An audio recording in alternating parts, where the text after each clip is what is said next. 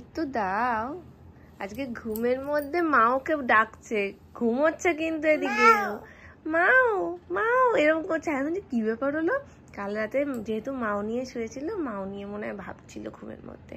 তুমি মাও নিয়ে স্বপ্ন দেখেছো? তাহলে মাও মাও করছিলে কেন? ঘুম থেকে উঠেই সবার প্রথম বাবাই, মানে বাবাইকে দেখতে পাচ্ছে না, তারপরে মাও মাও। এখন মাওকে দিয়েছি, মাওকে জড়িয়ে ধরে আদর ঠাদর করলো, তারপরে মর্নিং হলো। Good morning good morning. কোনো অসুবিধা হয়নি তো মাম্মা কালকে ঘুমাতে? আমার সোনা। বাইরে অঝোরে বৃষ্টি হচ্ছে। কাল রাতে যখন শুয়েছি তখনই ঝিরিঝিরি পড়ছিল, মধ্যরাত থেকে তো বৃষ্টির পরিমাণ বাড়ে, তার সাথে সাথে কারেন্ট চলে গেছিল। কারেন্ট যদিও প্রথমবার 5 মিনিটের মধ্যেই চলে, কিন্তু তারপর যে গেছে আর সহজে আসার নাম করে না। মোটামুটি 5:10-15 কারেন্ট গেছে, 5:15 নাগাদ ঘুম ভেঙেছে। সেই থেকে যে মেয়েকে হাওয়া দিচ্ছি, পুরো 6টার সময়, 6টা বাজতে 4 মিনিট বাকি তখন কারেন্ট এসছে। তার মধ্যে একবার সুমন কারেন্টের অফিসে ফোনও করেছে, অসুবিধা হয়েছে কখন কি কারেন্ট দেবে, কারণ এতক্ষণের জন্য কারেন্ট যায় না। বললো কোথায় কি একটা পুড়ে গেছে, যেটা ঠিক না হলে ততক্ষণ কারেন্ট আসবে। এই সময় ঘুমাতে লেট করে, আর আমি যখনকার কথা বলছি তার 1-1.5 ঘন্টা আগে আমি ঘুমিয়েছি। তো তখন না চোখ খুলে রাখতে পারছি না, কারেন্ট এসে যেন একটা শান্তি। অনেকেই তোমরা বললো দি ভাই একটা ইনভার্টার লাগিয়ে নাও। ইনভার্টারটা আমাদের ছিল একদম প্রথম থেকে, আমাদের ব্লগ দেখো তারা জানো যে আমাদের যে ইনভার্টারটা ছিল সেটা একটু প্রবলেম করে। তো আমরা যখন ওটা ঠিক করতে দিই, তো সেই লোকটা না আজ কাল পরশু এরকম করে করে করে করে না শুধু বলতো যে হয়ে যাবে হয়ে যাবে, একটু অপেক্ষা করো একটু অপেক্ষা করো, এরকম করে করে না দেরি করতো। এমনিতেই ওটার প্রবলেমটা ছিল, আর যে লোকটার কাছে দেওয়া হয়েছে সে কেন এতটা গাফিলামি করলো বুঝলাম না। কিন্তু তারপরে ইনভার্টারে একটা টাইম টু টাইম জল দিতে হয়, সেই জলটা না দিলেও ইনভার্টার খারাপ হয়ে যায়।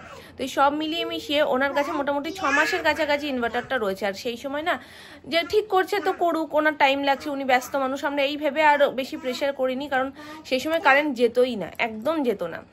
তো ওরকম যখন আমরা পরে বলি তখন উনি বলছে যে না খারাপ হয়ে গেছে, এমনিতেই প্রবলেম ছিল, ওটা ঠিক হবে না। কিন্তু ব্যাপারটা সেটা না, যেই প্রবলেমটা ছিল সেটা খুব বড় একটা ইস্যু ছিল না, কিন্তু তারপরে যে ওনার কাছে বেশ কিছুদিন ছিল না, তো তখন জল ঠল ঠিক করে দেওয়া হয়নি, জল ঠিক করে কি দেওয়াই হয়নি, ওইভাবে পুরো ইনভার্টারটা গেল নষ্ট হয়ে। তারপর আর আলাদা করে কেনা হয়নি, কারণ সেই সময় একেবারে কারেন্ট যেত না। তো ভাবি বললো বেকার যখন কারেন্ট যাই না, ইনভার্টার কিনে রেখে কি করবো বাড়িতে, সেই কি হবে বলো তো, মানে যখন ওটার কোনো মানে সেরকম কদর থাকবে না, তখন ঠিক টাইম মতন জল দেওয়া হবে না, আর জল না দেওয়া হলে আবার সেটা খারাপ হয়ে যাবে। তো ভাবি বললো ঠিক আছে পরে যদি প্রয়োজন হয় আবার একটা কিনে নেবো, কিন্তু এখন তো দরকার হচ্ছে না। আর তখন একদমই যেত না, আর রেয়ার যদি খুব জোর যেত, মানে ম্যাক্সিমাম যদি যেত 2 থেকে 5 মিনিট, তার বেশি তো যেতই না। এই গরমটা পড়ার পর থেকে দেখছি একটু কারেন্ট যাওয়ার পরিমাণটা বেড়েছে, তাও হয়তো কোথাও কাজ টাজ হলে তখনই যায়, তাছাড়া কারেন্ট যায় না। তো চলো মাম্মাম এখন নিচে যাবো আমরা। আজকে মাম্মামকে আর স্নান করাবো না, কারণ বাইরের ওয়েদার একদমই ভালো না। এমনিতেই আমি ওকে একদিন ছাড়া ছাড়া স্নান করাই, করবো না আজকে স্নান করবো না। বাইরে জোর বৃষ্টি হচ্ছে, তুমি দেখবে, চলো জোর বৃষ্টি হচ্ছে বাইরে। আমরা একটু ফ্রেশ হবো না, নিচে যাবো, সবার সাথে দেখা করবো, ফ্রেশ হবো, তাই না? আর সকালবেলায় না ওপর থেকে নিচে যেতেই চাই না, কেন কে জানে। এই যে আমি এক্ষুনি বালিশগুলো গোছাবো, গিয়েই ঢিপ করবে, গিয়েই ওখানে এরকম ভাবে ঢিপ করবে। এই দেখো ঢিপ বলেছি, ঢিপ করেছে। ওম কয় না মা, কয় না কয় না কয় না। এখন বৃষ্টিটা সকালের থেকে একটু কমেছে, কিন্তু এখনো ঝিরিঝিরি ঝিরিঝিরি পড়েই যাচ্ছে। একটা জিনিস যেটা ভালো হয়েছে সেটা হচ্ছে আজকের ওয়েদারটা একদম পাল্টে দিয়েছে, সেই গরমটা লাগছে না, লাগছে না। হ্যাঁ, আর সব থেকে বড় কথা হলো যে একটা ভাবসা গরম টাইপের পড়ে গেছিল না, মানে এত গরম পড়েছিল এই কটা দিনের মধ্যে, টেকা যাচ্ছিল না ঘরে, আর হাই স্পিডে ফ্যান দিয়েও পিঠ ঘেমে যাচ্ছিল। সেই ব্যাপারটা পুরো এখন পাখাই লাগছে। মাছের তেল হবে, তার জন্য এই যে আলু কাটা। এটা কি হচ্ছে আমার ভেন্ডি ভাজা দিয়ে কি হবে? রুটি খাবে হালকা পাতলা মশলা দিয়ে। তোমার হাতে কি? ওই হাতে, ওই হাতে কি? বোতলের চিবিটা কোথায় রেখে দিয়েছি, কই দেখি কি তোমার হাতে। আজকে ওর দাদু আর একটা এনে দিয়েছে, ব্যাস সেটা লাগবেই। সেটা একটু মানে বোতলের মুখটা খুলে বলো, ভর্তি বোতলটা ওর হাতে দিয়ে দিতে হবে, সেটা কি সম্ভব? এবার এটা তো কালকেরটা ছিল, ওই জন্য এটা ফাঁকা রয়েছে, ওর হাতে দিয়েছি ঠিক আছে। তার আগে পর্যন্ত ওই বোতলটা নেওয়ার জন্য পুরো 2 চোখ দিয়ে জল বেরিয়ে গেছে। এখন যেটা জেদ তো জেদ, দিতে হবে মানে দিতে হবেই। কি হয়েছে? কি তুমি তেজো?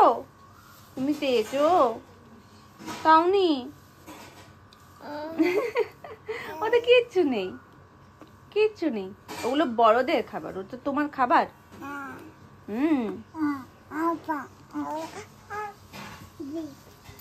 বিয়া খাবে মামা? বিয়া খাবে?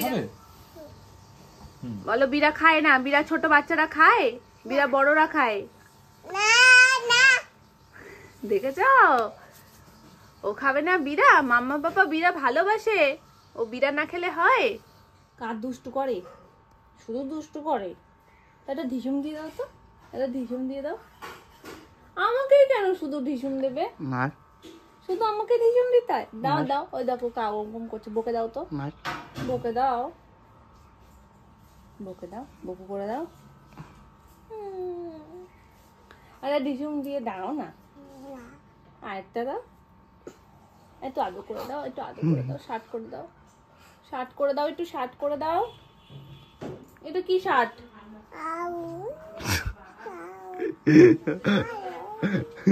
থুতনি গেছে ইয়ে করছে। আচ্ছা দাও, আচ্ছা দাও, আর তো আদর দাও, একটু আদর করে দাও। আদর মানে এটা একটু কম করছে, পোকে দাও আগে তুমি একটু। তুমি করে দাও, তুমি তো একই করছো। এরম কর, এরম কর বাবা। ওলে ওলে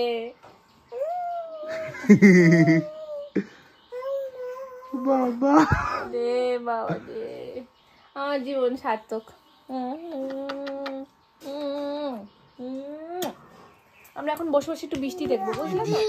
দিদি ওপাশে আজকে দিদি বাড়িতে আসেনি, বৃষ্টি পড়ছে না বাইরে, ওই জন্য দিদি আসেনি। দিদি আসেনি, বৃষ্টি পড়েছে না আজকে, ওই জন্য দিদি সকালবেলায় আসেনি।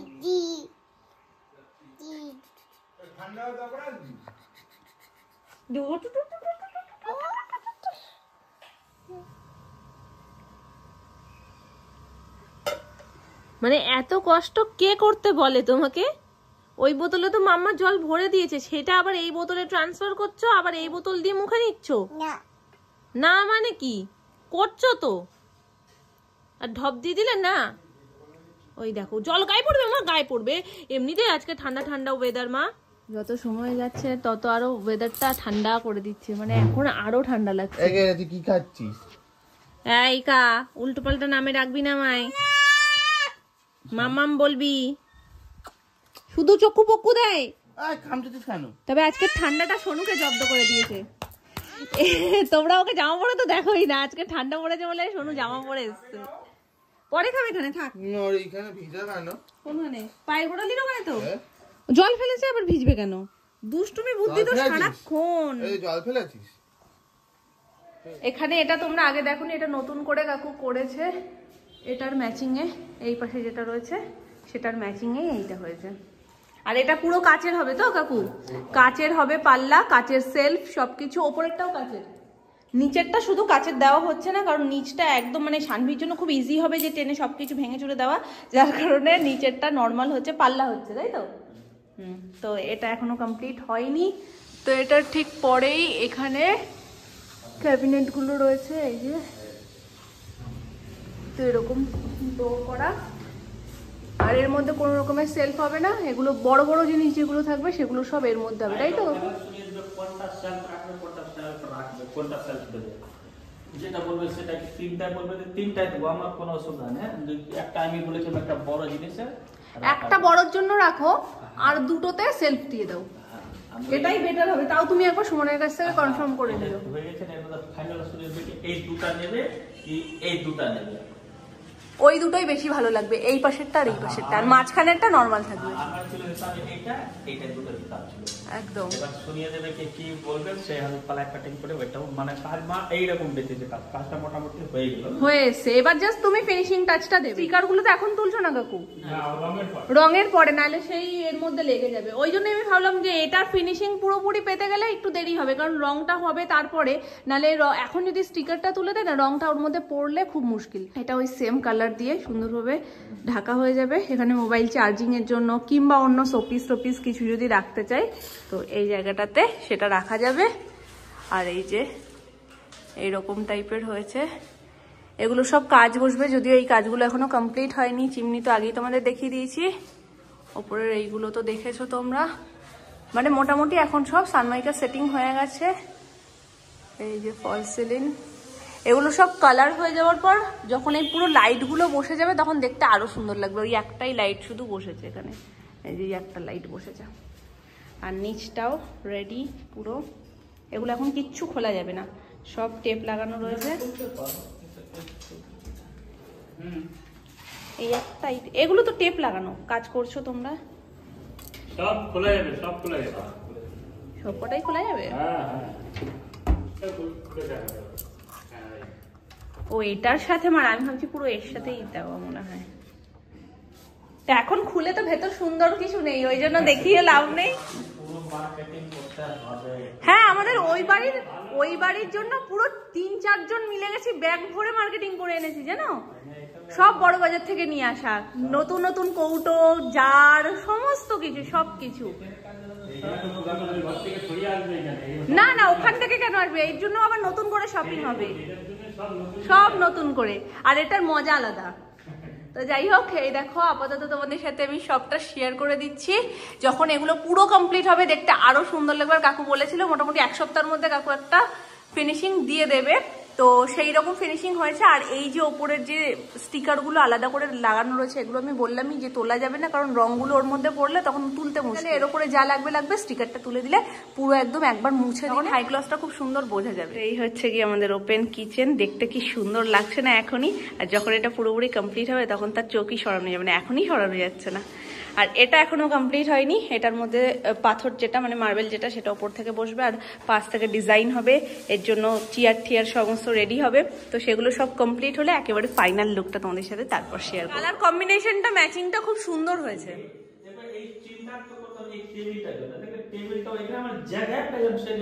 হ্যাঁ, যদি এখানে জায়গাটাই না থাকতো এই টেবিলটা হতোই না, এই প্ল্যানটা করেও কিছু করা যেত না। তবে যাই বলো তাই বলো, দেখতে কিন্তু দারুণ লাগছে। এখনই বলছি না, ঘর থেকে যখন বেরোবে, বেরিয়েই রান্নাঘরটা পুরো দৃষ্টি রান্নাঘরই কাটবে।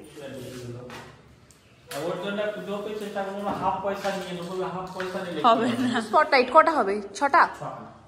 এই তো এই পয়েন্টগুলো মানে এইরকম হবে, ওই দুটো এইটা একটা, ওই দুটোই একটা। আচ্ছা, এখানে ফার্স্ট কাকাইয়ের অতটা বুদ্ধিতে আসেনি যে এখানে মানে স্পট দেবে। যেহেতু এখানটা এখন সুন্দর ডেকোরেশন হবে, এখানে হ্যাঙ্গিং লাইট থাকবে, স্পট লাইট থাকবে, তো এর সাথে এখানে টিউবটা না ঠিক মানাবে না, ওই জন্য আলাদা করে আবার লাইন করা হয়েছে সব চটিয়ে। আর ওপরের কাজ কবে শুরু করছো? ওপরের কাজ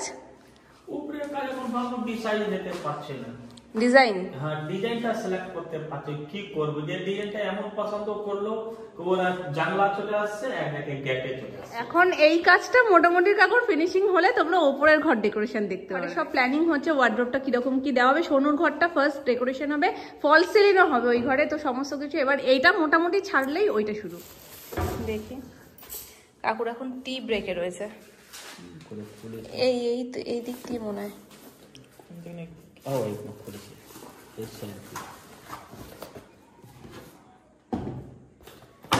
এইরকম দেবে না, এইরকম দেবে, আঠা দিয়ে লাগিয়ে দেয় কাকু। ও লাগিয়ে দেখানোর জন্য, যে বলবে না সেটা সাটিয়ে দেখাবো। একটা রয়েছে যেরকম এই যে আপ ডাউন করে, হ্যাঁ এই আপ ডাউন না, হ্যাঁ, আপ ডাউন সোজা, আপ ডাউন। আর একটা রয়েছে এই, এর থেকে মানে দাঁড়ানোটাই ভালো। এটা এইটাই মনে হচ্ছে বেশি ভালো লাগে। এটা এইভাবে হ্যাঁ, আর শোয়াও দেখি আরেকটা, আরেকটা শুইয়ে দাও দেখি। আমার তো মনে হচ্ছে এই দাঁড় করানোটাই বেশি ভালো লাগছে চোখে। এইটা শুয়ে দিলে মনে হচ্ছে পাল্লা উপরে উঠে যায়। লুকসের দিক থেকে যদি বলো, আমার মনে হয় দাঁড় করানোটা বেশি সুন্দর লাগছে, ভালো না? আরে এইভাবে দেখাতে লাগে, স্টুডিওতে ফিল্ম লাইনে কাম করতাম না, কাজ করতাম তো এই পাট করে হ্যান্ডেল লাগাও, বাস ওইটা দিয়ে খুলে বলে পাট করে লাগাতাম, ক্যামেরা নিয়ে ফটো তুলতো, ব্যাস গল্প হয়ে যেত।